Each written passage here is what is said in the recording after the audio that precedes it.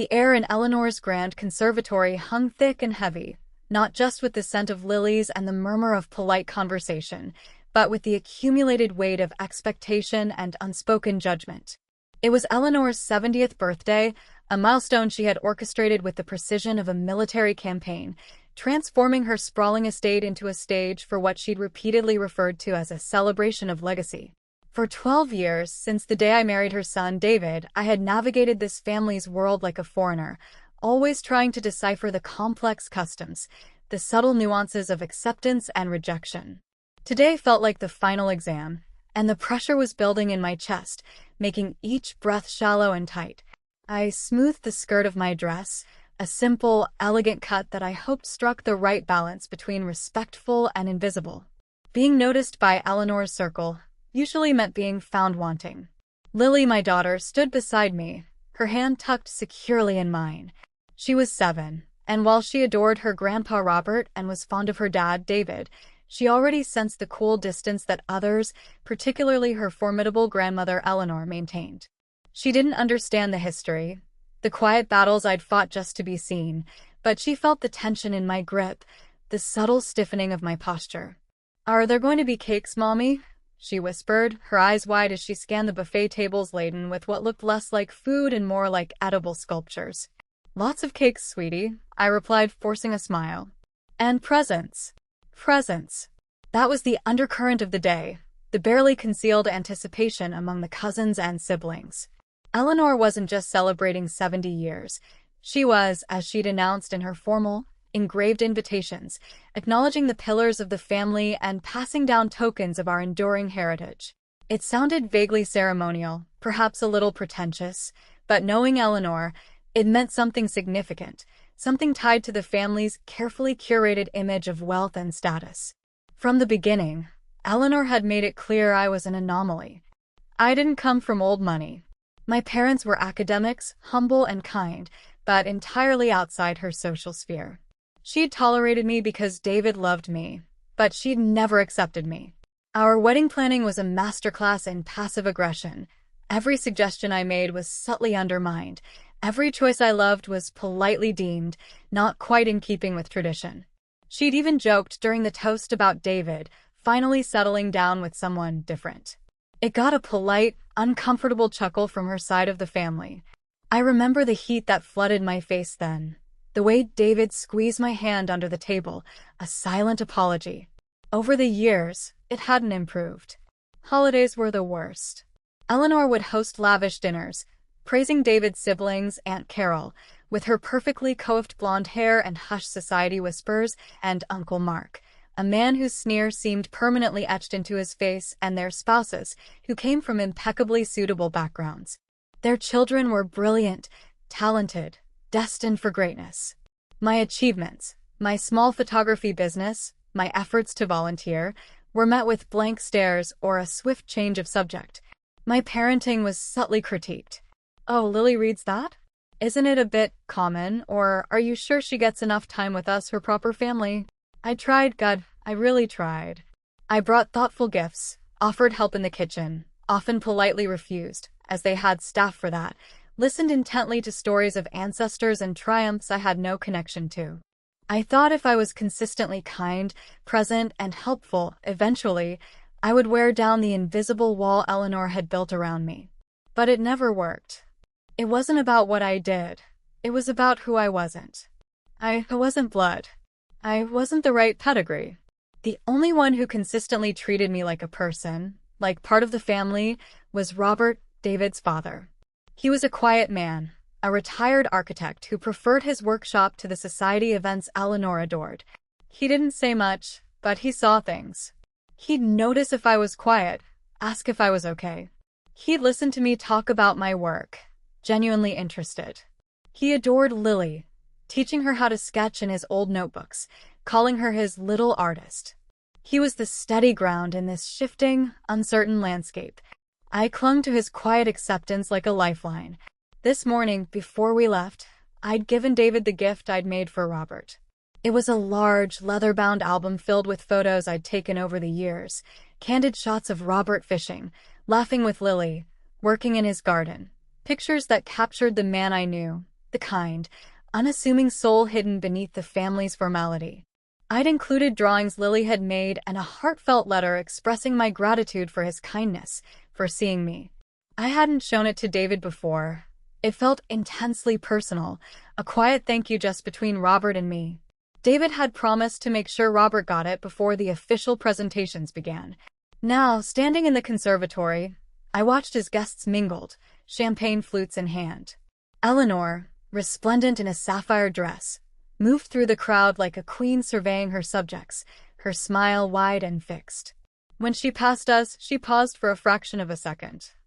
Sarah. And Lily. Try not to wander too far, darling. The gardens are rather extensive.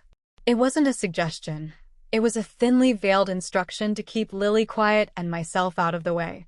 Of course, Eleanor, I murmured, my smile feeling brittle. Lily, sensing the dismissal, just held my hand tighter. David was somewhere else, talking business with Uncle Mark, swept up in the current of family expectation.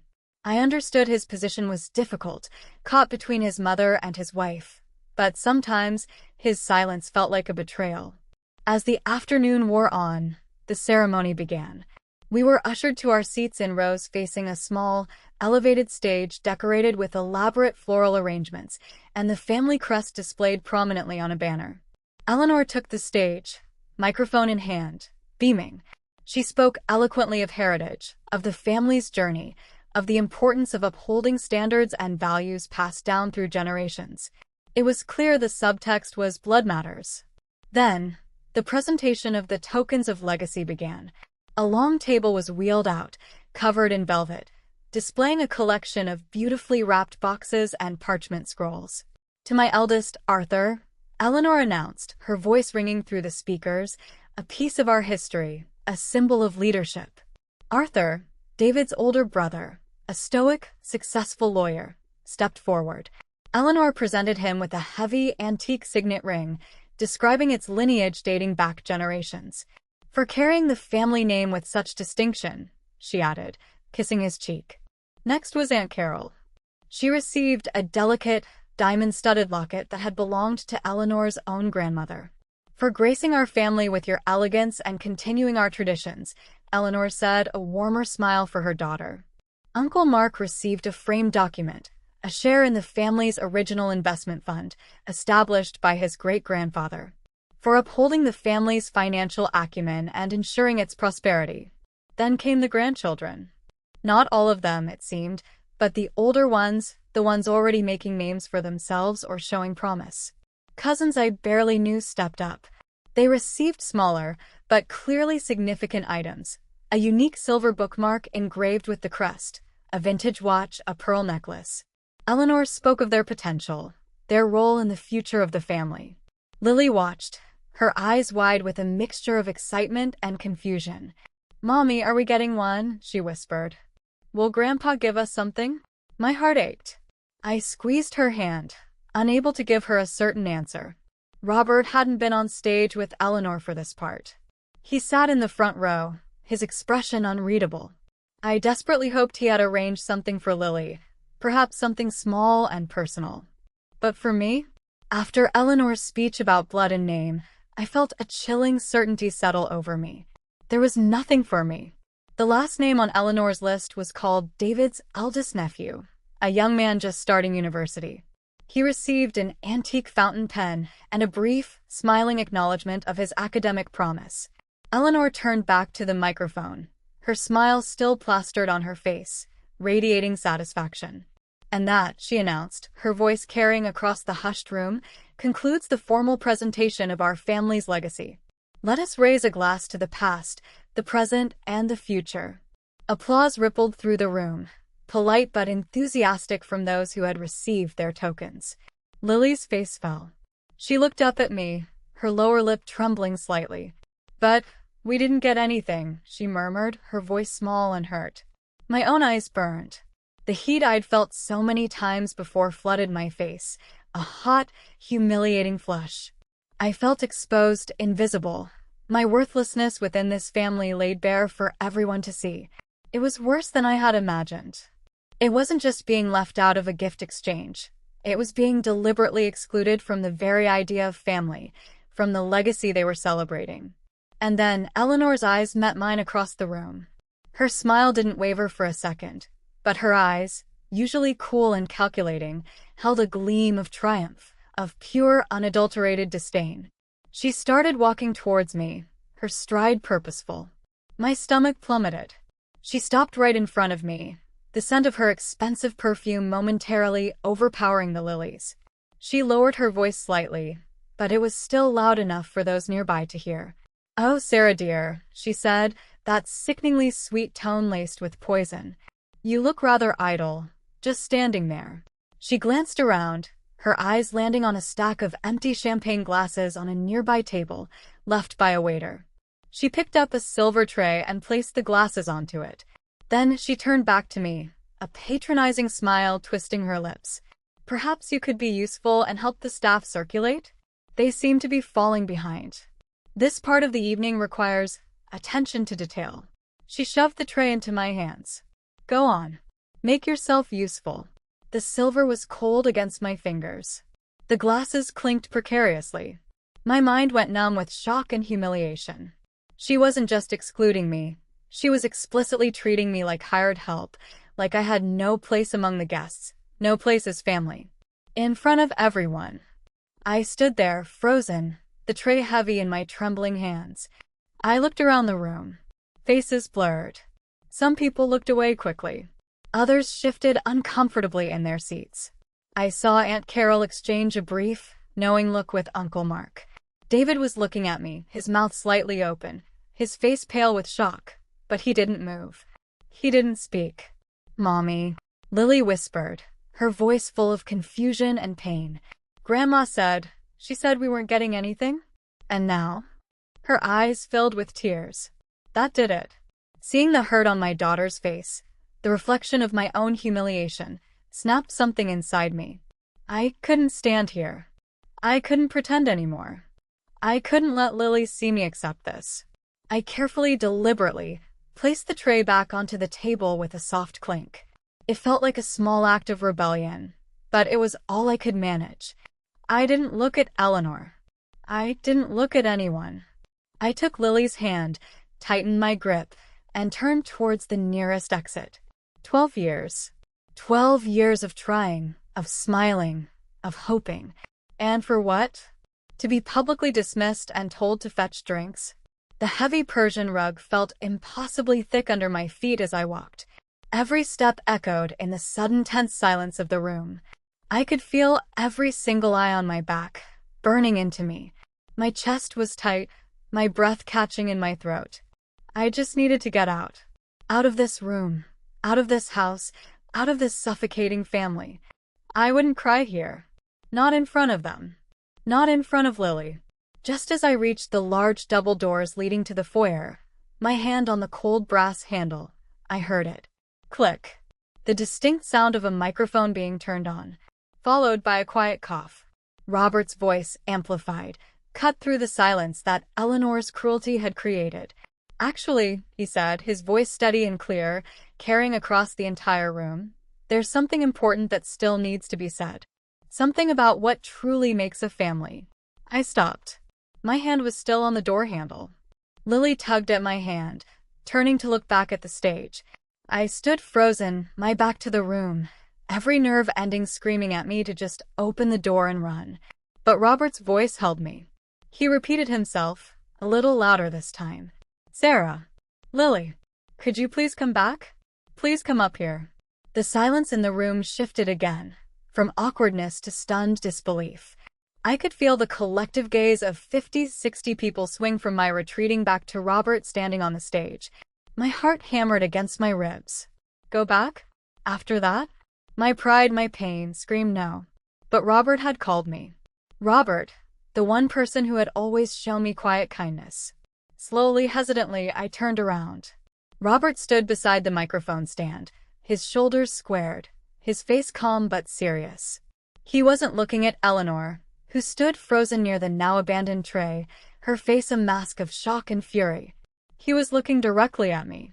Taking a deep, shaky breath, I turned fully back into the room and began to walk towards the stage, Lily's hand clutched in mine.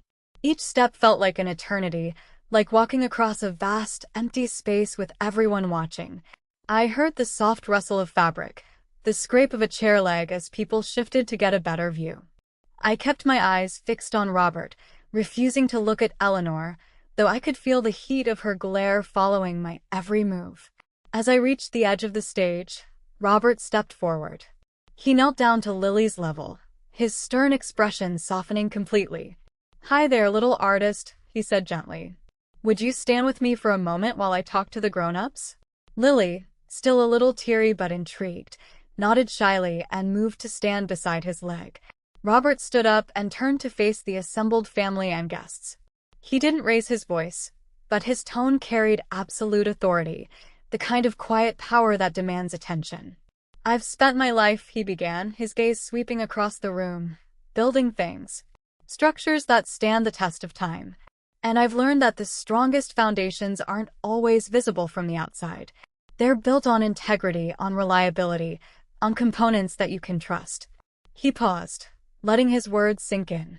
Eleanor was rigid, her mouth a thin line. David was watching his father with a mixture of awe and apprehension.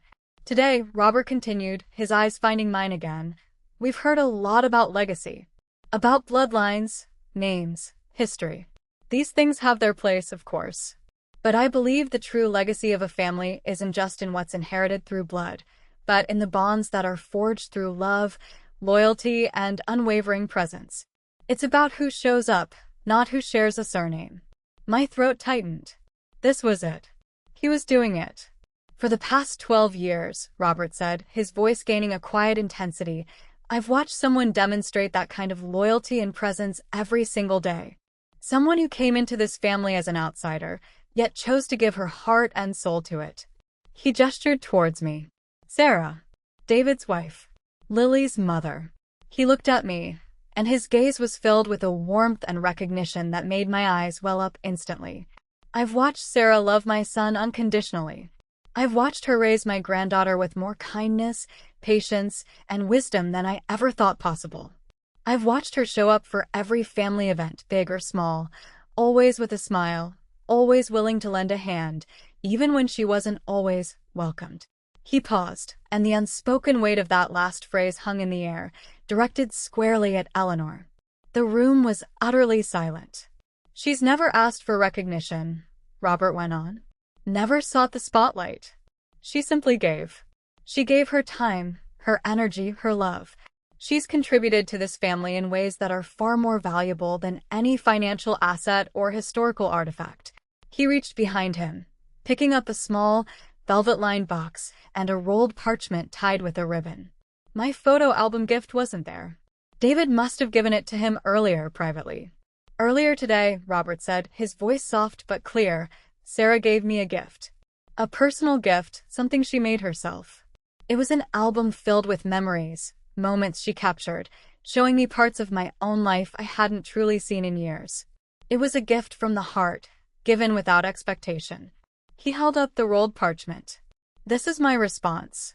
This is my legacy, the part one choose to acknowledge and pass on today." He unrolled the parchment. "This," he announced, his voice firming, "is the deed to the cottage property up in the mountains. The place where I spent summers as a child, the place where I taught David to fish, the place I always planned to leave to someone who would cherish it, truly understand its value beyond monetary terms." He looked at me. "Sarah, I am giving this property lock, stock, and barrel to you. It's a place of peace, of nature, of family made by moments, not just blood. I know you will cherish it." A collective gasp went through the room. The mountain cottage wasn't just a cottage. It was a significant property, well known in the family as Robert's personal retreat, rumored to be quite valuable. Giving it away, especially now to me, it was an earthquake in Eleanor's carefully constructed world. But he wasn't finished. He opened the small velvet box. Inside, nestled on the satin lining, was a stunning antique pendant, a delicate gold chain holding a large, intricate locket adorned with sapphires.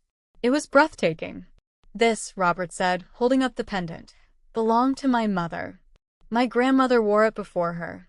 It has been passed down through the generations on my side of the family, waiting for the right person to carry its legacy forward. He looked deeply into my eyes. It was meant for someone with strength, with kindness, with a quiet resilience and a capacity for boundless love. Someone who sees the world with an artist's eye and a humanist's heart. He stepped closer to me, holding out the box. "Sarah," he said, his voice thick with emotion, "you are my family. You embody everything my mother and grandmother stood for. You have earned your place in this family 100 times over, not by blood, but by being exactly who you are." He closed the box and gently placed it in my trembling hands. Then he took the rolled parchment and handed that to me as well. "No one," he said, his voice ringing out clearly, looking directly at Eleanor, "gets to define who is or isn't family based on narrow, outdated notions. Family is built. It is earned through love and loyalty. And Sarah has built a place in my heart, and in this family, that is stronger and more enduring than any name or bloodline." The room was dead silent for a moment, the weight of his words hanging heavy in the air. My hands trembled, clutching the box and the deed. The tears I had held back for so long streamed down my face, silent and hot. I looked up at Robert, unable to speak, the lump in my throat too large. I just nodded, a shaky, grateful nod. Lily leaned against my leg, looking up at Robert with adoration and then back at me, a small, understanding smile on her face. Then, hesitant at first, applause began to ripple through the room. Not the polite applause for Eleanor's gifts, but warmer, genuine. A few people even stood up. The mood had shifted dramatically. The air was thick with shock, some awkwardness, but also a sense of awe at Robert's quiet defiance. Eleanor finally moved. Her face was a mask of disbelief and pure, cold rage. She took a step forward, her hand raised, as if to snatch the box from me or launch an angry retort. But Robert held up a hand, stopping her mid-motion. His voice was calm, but there was an steel in it I had never heard before. "Eleanor," he said, his gaze unwavering. "Not now. Not today. This is a celebration of what truly matters. If anyone in this family has an issue with that, they are welcome to leave." He didn't shout. He didn't need to. His quiet authority was absolute. Eleanor froze, her hand dropping slowly to her side. Her eyes were fixed on me, blazing with hatred, but she remained silent, rooted to the spot. Then David stepped forward. He walked onto the stage, his face etched with a mixture of shame and admiration. He came directly to me. "Sarah," he said, his voice low and unsteady. I should have said something. Down there. When she. I froze. "I'm so sorry. You didn't deserve that. Ever." I looked at him, seeing the genuine remorse in his eyes. The pain of his inaction had been sharp, but Robert's validation had blunted its edge. "It's okay," I whispered back, my voice thick with tears. Just see it next time, David.